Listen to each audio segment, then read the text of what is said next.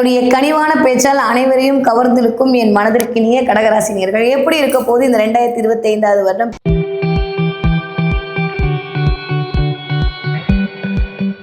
ஏற்கனவே அஷ்டமச்சனில் அடி வாங்கியாச்சு, நிறைய பாடம் கற்றுக்கிட்டாச்சு. அட்லீஸ்ட் கடகராசிக்காரங்களுக்கு நல்லது இருக்குமானா இல்லையாமே. இப்போ தான் வருமானத்தில் கையை வைப்பாராமே கேது, மறுபடியும் நான் முதல்ல இருந்து புரோட்டா சாப்பிடணுமாமே அப்படின்ற மாதிரி நிறைய கேள்விகள்லாம் ஓடிட்டுருக்கு. அப்படின்னா என்ன பண்ணுறது, ஆமான்னு தான் சொல்லி ஆகணும்.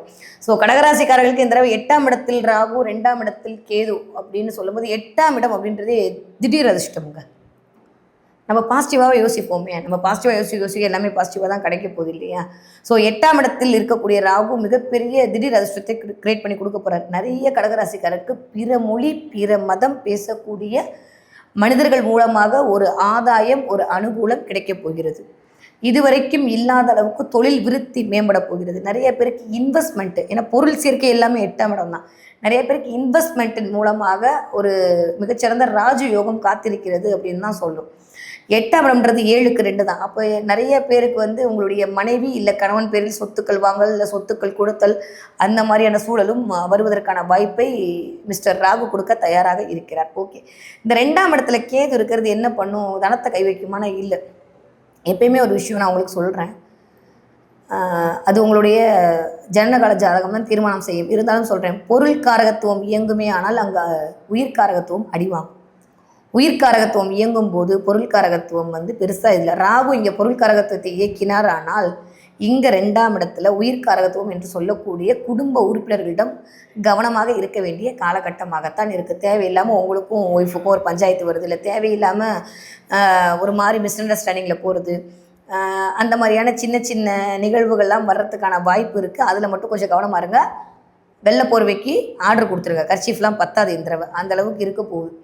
அதை தாண்டி இந்த 2ஆம் இடம் சொல்லக்கூடிய இடமே வருமானத்தை தரக்கூடிய இடம். அப்போ அங்கே கேது வரும்போது உங்களுடைய சிந்தனையால் எப்படிப்பட்ட வருமானத்தை கொண்டு சேர்ப்பது, என்ன மாதிரியெல்லாம் பண்ணால் எனக்கு வருமானம் கிடைக்கும், நான் எந்த இடத்துல இன்வெஸ்ட் பண்ணணும், நான் எப்படிலாம் பண்ணணுன்றதை ரொம்ப ஆழ்ந்து 1க்கு 2 தடவை வெரிஃபை பண்ணி பண்ணக்கூடிய தன்மையும் இந்த தடவை கேது உங்களுக்கு கொடுக்க போகிறார். அப்போ இதுவரைக்கும் இல்லாத அளவுக்கு ஒரு வியாபார நுணுக்கமும் வியாபார வெற்றியும் உங்களை நோக்கி காத்திருக்கிறது அப்படின்னு தான் சொல்லணும். நீங்கள் வேலை பார்க்குற ஆளாக இருந்தாலும் சரி, நீங்கள் சொந்த தொழில் செய்யக்கூடிய ஆட்களாக இருந்தாலும் சரி, ஒரு இல்லத்தரசியாகவே இருந்தாலும் சரி, வீட்டில் கூட என்ன பண்ணணும், எதை பண்ணலாம், வீட்டில் வருமானத்தை வர வைக்கிறதுக்கு என்ன மாதிரியான வேலை பண்ணுறதுன்றத மாதிரியான சிந்தனை எல்லாம் உங்களுக்கு வரக்கூடிய காலகட்டமாக இருக்குது. அதே சமயம் 8ஆம் இடத்துல இருக்கக்கூடிய ராகு சில அவங்களுடைய நேட்டரல் ஆரோஸ்கோப்பை பொறுத்து சின்ன உடல் உபாதைகளையும் கொடுப்பார். அதனால் உடல்நிலையில் மட்டும் கவனம் தேவைப்படக்கூடிய தன்மை இருக்குது. நிறைய பேருக்கு மாமனார் மாமியார் சொத்து கிடைப்பதற்கான யோகம், மாமனார் மாமியாரோட சப்போர்ட் கிடைப்பதற்கான நேரம் எல்லாமே அதிகமாக காத்திருக்கிறது அப்படின்னு தான் சொன்னது. வரக்கூடிய இடமே 11ஆம் வீடு. இந்த தடவை எனக்கு தெரிஞ்சு உங்களுடைய 8ஆம் ராகு சுபத்துவமாக தான் இயங்க போகிறாருங்க. நீங்கள் வண்டி வாகன விபத்து அதெல்லாம் நடக்க போகல. ஏன்னா குருவோட டைரக்டான பார்வையில் பார்க்குறாரு. அக்டோபர் மாதம் நவம்பர் மாதம் வரைக்கும் சூப்பராக இருக்க போகுது. அதுக்கப்புறம் அதை விட சூப்பராக இருக்க போகுது. ஏன்னா நேராக உங்களுக்கு ராசிக்கே குரு உச்சமடைய போகிறார். அதனால் பெருசாக ஒன்றும் கவலைப்பட்டுக்கு வேணாம். கடகராசிக்காரர்களை பொறுத்த வரைக்கும் இந்த தடவை இந்த ராகுக்கு எது பயிற்சியால் காரிய வெற்றி அப்படின்றது நிகழ்வை காத்திருக்கிறது. 100 விழுக்காடு காரிய வெற்றி கிடைக்க போகிறது. கனவுகள் அனைத்தும் மேம்பட போகிறது. யார் நல்லவங்க யார் கெட்டவங்கன்னு பார்த்து அதற்கான ஒரு வாய்ப்பு வரப்போகுது. திரும்பவும் கொஞ்சம் முயற்சி பண்ணால் மட்டும்தான் வருமானம் வரப்போகிறது. ஒரே ஒரு ரிக்வஸ்ட் தான், ராகு 8ல் இருக்கும்போது தேவையில்லாத மனப்பிறழ்வுகளையும் கொடுப்பார். அப்போது உட்கார்ந்த இடத்துல இருந்து நான் அதை பண்ணுவேன் இதை பண்ணுவேன்லாம் யோசிச்சுட்டு இருந்தீங்க அப்படின்னா ராகு என்ன பண்ணுவார், பூந்து விளையாடிட்டு போயிடுவார். அதனால் ஆன்லைன் ஸ்கேமில் மாட்டிக்கக்கூடிய ராசியாகவும் இந்த கடகராசி இப்போதைக்கு இருக்குது. அதனால் 1 கொடுத்தா 2 கொடுக்கும், 2 கொடுத்தா 10 கொடுப்பான்னு யாராவது சொன்னாங்கன்னா தயவு செஞ்சு நம்பி ஏமாற வேண்டாம். தேவையில்லாத பண விரயம் வருவதற்கான வாய்ப்பு தான் இருக்குது. இன்வெஸ்ட்மெண்ட்டில் கவனம் கவனம் கவனம். உழைக்காமல் வரக்கூடிய பணம் எப்பயுமே ஒட்டாதுன்றதை மட்டும் ஞாபகத்தில் வச்சுக்கோங்க. ஏன்னா கடகராசிக்காரர்கள் எப்பயுமே கனவுகளால் சஞ்சரிக்கக்கூடியவர்கள். ஏன்னா இந்த அஷ்டமச்சனில் வாங்கின அடி அப்படி நான் உடனே எந்திரிச்சு நிற்கிறோம், உடனே அடுத்தவர்கள் மாதிரி நான் மதிக்கப்படணும் என்று நம்ம கடகம்ல எல்லாருக்குமே தானே அது அப்படியே காட்டும் போது அப்படியே மாயைக்குள் சிக்கி கொள்ளக்கூடிய தன்மையை இந்த ராகு கேதுக்கள் கொடுத்து விடுவார்கள். அதனால் அதில் மட்டும் கவனமாக இருக்க வேண்டும். மொத்தத்தில் இன்வெஸ்ட்மெண்ட்டில் கவனம், பங்குதாரர்களிடம் கவனம், பழைய நட்புகளிடம் கவனம், உடல் ஆரோக்கியத்தில் கவனம், கொடுக்கிற வாக்கில் கவனம். இந்த 5 விஷயத்தில் மட்டும்தான் கடகராசிக்காரர்கள் இந்த ராகு கேது பயிற்சியில் இந்த 1.5 விஷயத்தில் கவனமாக இருக்க வேண்டிய நேரம். மற்றபடி எல்லாமே சூப்பராக இருக்க போகுது. ஓகே. நீங்கள் படிக்கிற மாணவர்களாக இருந்தீர்களே ஆனால் உங்களுக்குன்னா படிப்புலாம் ஒன்றுமே இல்லைங்க. 5ஆம் 4ஆம் நாளும் சூப்பராக இருக்கிறதுனால கவலைலாம் பட வேணாம். சூப்பராக படிக்க போகிறீங்க. வெரி குட் வாங்க போகிறீங்க. நல்லா வந்து உங்களை கொண்டாட போகிறார்கள். உங்களுடைய தனித்திறமையெல்லாம் மேம்பட போகிறது. எக்ஸ்ட்ராடனரியாக மார்க் வாங்கி சூப்பராக இருக்க போகிறீங்க. ஓகே.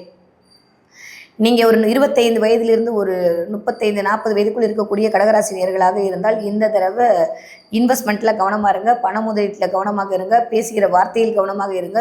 தேவையில்லாத டென்ஷன், டிப்ரெஷன் எல்லாம் லைட்டாக எட்டி பார்க்கக்கூடிய காலகட்டமாக இருக்கும். அதில் மட்டும் கொஞ்சம் விழிப்புணர்வோடு இருந்து விட்டீர்களே ஆனால் வீட்டில் ஒரு பெரிய பஞ்சாயத்துலேருந்து தப்பிச்சுக்கலாம். அப்புறம் நம்ம பேச மாட்டோங்க, வக்கீல் தான் பேசும். பார்த்து நடந்துக்குங்க. நீங்கள் ஒரு 45 வயதிலிருந்து ஒரு 60 வயதுக்குள் இருக்கக்கூடிய கடகராசி நேயர்களாக இருந்தீர்களே ஆனால் நீங்கள் தான் இப்போதைக்கு வெள்ளை பெட்ஷீட்டுக்கு ஆர்டர் பண்ணணும். அவங்களாவது பேசிக்கலாம். நம்ம வந்து என்னத்த சொல்ல. அதனால் கொஞ்சம் கவனமாக இருங்கள். நான் வந்து திரும்பவும் சொல்கிறேன், பயமுறுத்துறதுக்காக ராசி பலன் இல்லை. எல்லா பயிற்சி பலன்களையும் நான் பாசிட்டிவாக தான் சொல்கிறேன். ஆனால் ராகுகேது பயிற்சி என்பது கொஞ்சம் உங்களை கவனமாக இருக்க செய்வதற்காக மட்டுமே என்பதால் மட்டும்தான் நாயகி சேனலுக்கு ஸ்பெஷலாக வந்து கொடுக்குறது. இல்லத்தரசிகள் கவனமாக இருக்க வேண்டிய காலகட்டம். கடகராசிக்கார இல்லத்தரசிகளாக இருந்தீர்களே ஆனால் இந்த வயது ஒத்தவர்களுக்கு எல்லா விதத்திலையும் கொஞ்சம் கவனமாக இருக்க வேண்டிய காலகட்டம். போயிட்டு வர இடத்துல நைட்டு ட்ராவலை அவாய்ட் பண்ணிவிடுங்க. பாத்ரூம் போயிட்டு வரும்போது மேலே ஸ்டெப்ஸ்லாம் ஏறி வரும்போது இறங்கி வரும்போது கொஞ்சம் கவனமாக இருங்கள். வயிறு சம்மந்தப்பட்ட பிரச்சனை வருவதற்கான வாய்ப்பு 100 விழுக்காடு இருக்குது. அதனால் சாப்பிட்ற விஷயம், அமர்ந்து சாப்பிட்ற இடங்கள்லாம் கவனமாக இருக்கணும். சாப்பாடு போகிறதுல கவனமாக இருக்கணும். 8, 9 மணிக்கு மேலே இரவு உணவெல்லாம் தவிர்த்து விட்டு கொஞ்சம் இந்த 1.5 வருட காலம் உங்கள் உடம்பை பார்த்து கொள்ளக்கூடிய கடகராசிக்காரர்கள் கண்டிப்பாக கவலைகளிலிருந்து வெளியே வந்து விடுவீர்கள். நீங்கள் 60 வயதுக்கு மேல் இருக்கக்கூடிய கடகராசிக்காரர்களாக இருந்தால் கடல் கடந்து போகக்கூடிய யோகம் எல்லாம் காத்திருக்கிறது. இப்போ தான் உங்கள் பிள்ளை பார்க்குறது, உங்கள் பேரம்பிள்ளை பார்க்குறது, இந்த மாதிரி நிகழ்வுகள்லாம் நடக்க போகுது. குடும்பத்தில் கல்யாண நிகழ்வு நடக்க போகுது. சுபகாரியங்கள் அனைத்தும் நடக்கக்கூடிய காலகட்டமாக இருக்குது. நிறைய குடும்ப உறுப்பினருடைய சேர்க்கை இருக்குது. சேமிப்பு கொஞ்சம் கரையிறதுக்கான அமைப்பாக இருக்குது. கொஞ்சம் அப்படியே பணத்தை பிள்ளைங்களுக்கு கொடுப்போம், அது கொடுப்போம், இது கொடுப்போன்ற மாதிரி உங்களுடைய சேமிப்பு கரையக்கூடிய காலகட்டமாக இருக்குது 60 வயதை தாண்டிய கடகராசிக்காரர்களுக்கு. மற்றபடி சூப்பராக இருக்க போகுது. ஓகே. என்ன வழிபாடு செய்யலாம்? என்ன வழிபாடு செஞ்சால் கடகராசிக்காரர்களுக்கு இந்த ராகுகேது பயிற்சியுடைய அழலிலிருந்து தப்பித்துக் கொள்ளலாம் என்று பார்த்தோமே ஆனால் நாகாபரணம் சூடிய சிவன் வழிபாடு. நீங்கள் எங்கே தான் போகணும், அங்கே தான் போகணும். உங்கள் வீட்டு பக்கத்தில் இருக்க சிவனுக்கு வந்து நாகாபரணம் சூடி இருக்கா? தயவு செஞ்சு அந்த சிவனை போய் பாருங்கள். திங்கக்கிழமை போய் வழிபாடு பண்ணுங்கள். தேன் கொடுத்து சிவனை வழிபாடு செய்யக்கூடிய கடகராசிக்காரர்கள் வாழ்க்கையும் தேனாய் தித்திக்கும்.